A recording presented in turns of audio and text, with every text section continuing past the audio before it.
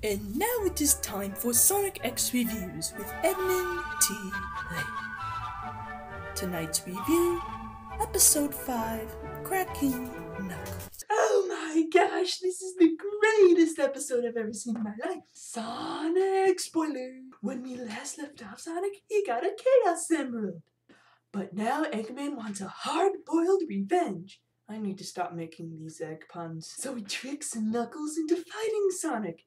And since Knuckles is the most gullible thing in the world, he buys it easily.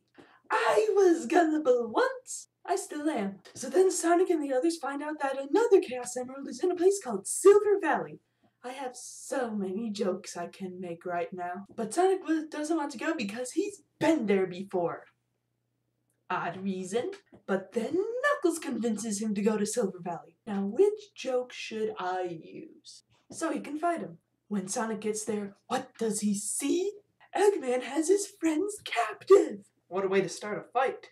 So then Sonic and Knuckles have this huge fight with running and punching and trees falling. Sounds like my family reunion.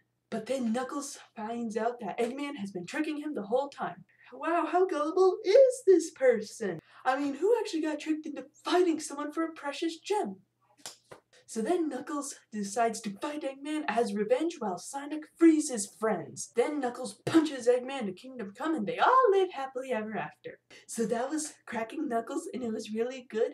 But if you really want to see a hedgehog and an echidna fight, come over to my place. The loser gets to be my lunch. This is Edmund T. Lame saying, Cash!